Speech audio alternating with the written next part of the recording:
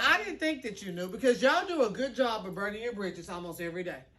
Burning your bridges means sort of, kind of. Okay, for instance, destroy your connections. That's it.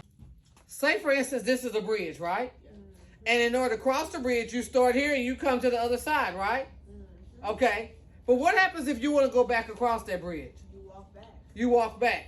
But what happens if you mess something up and the bridge is gone? How are you going to get across?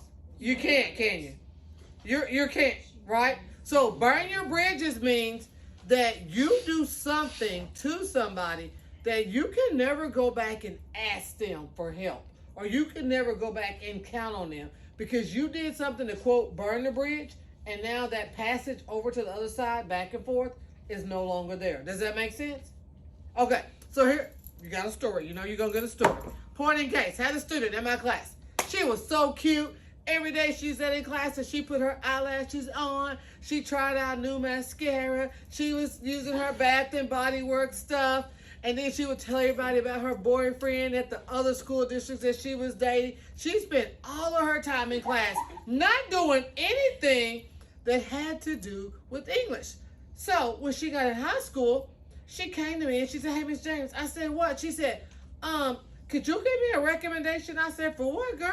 She said, "Could you give me a recommendation for this job?" I said, "A job for what?" She said, "Well, they kind of want me to be a little part-time secretary in the summer." I said, "I can't do that." And she said, "Why not?" I said, "Because you burnt your bridges." She said, "I haven't used any fire." I said, "Well, it's not about fire. It's about how you treated me and respect. When you were in my room, I remember telling you to get your work done, to pay attention, to listen how I was teaching you. And you know what you told me one day? You told me I was doing too much."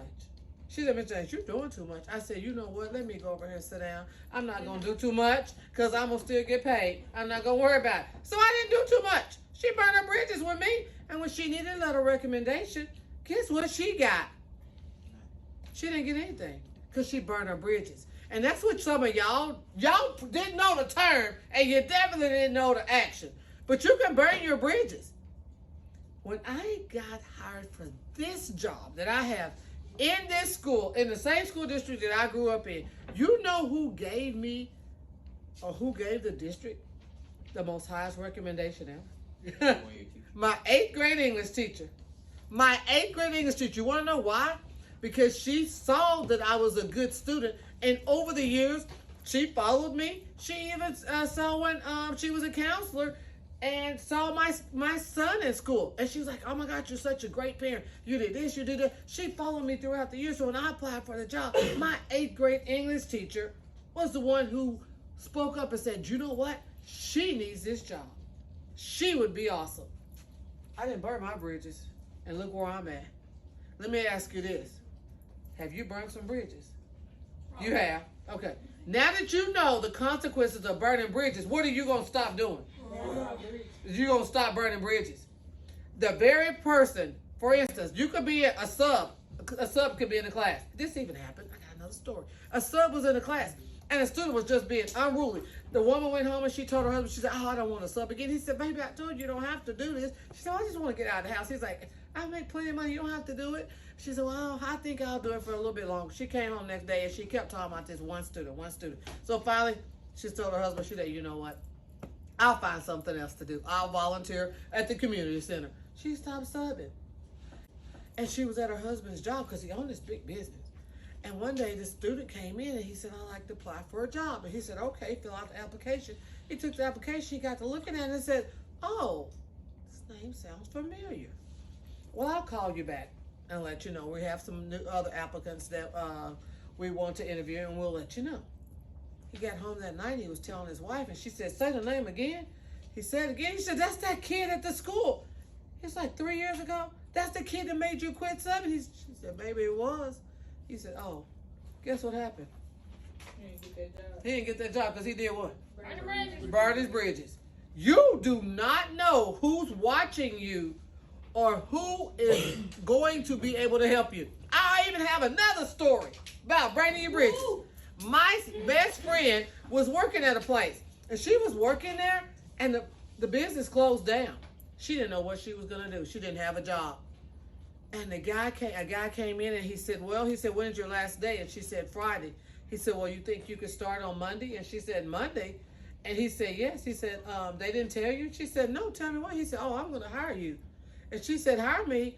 Why would you hire me? He said, every time I come in this business, he said, your face is smiling. You have all the customers excited. He said, that would be unwise of me not to hire somebody who was that good for business. He said, unfortunately, this business is closing down, but mine isn't. Come to work for me. Can you be there on Monday morning at 8 o'clock? She didn't even have to apply for a job. She didn't even have to apply for unemployment.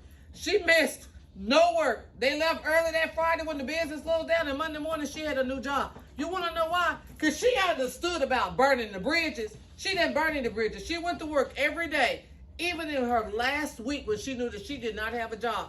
And she was smiling, and she was a great customer service person. And she got offered a job. She wasn't even looking for a job and got offered a job. Oh, let me tell you about that right now. You know, she's assistant manager now. She's assistant manager at that same business that offered her that. Because when you recognize that you can't burn your bridges and you are your best, you don't have to have somebody recommend you. You could be a walking billboard for yourself and how you treat people and how you act in class. And I'm going to tell some of y'all, don't become asking me to be writing you a letter of recommendation, because you know what I'm going to do? Miss James, you're doing too much. That's how y'all tell me? That's what I'm going to tell y'all. You're doing too much. And just so you know, Miss James writes very good letters of recommendation. But I just thought I'd stop by and tell y'all about burning your bridges, because some of y'all have never heard of that. And some of y'all burn bridges on a daily basis. On a daily basis. Now, do I have any questions? No, ma'am. Did you learn something new? Yes, ma'am. Okay, all of that was true stories. On me. True story. Sounds very familiar.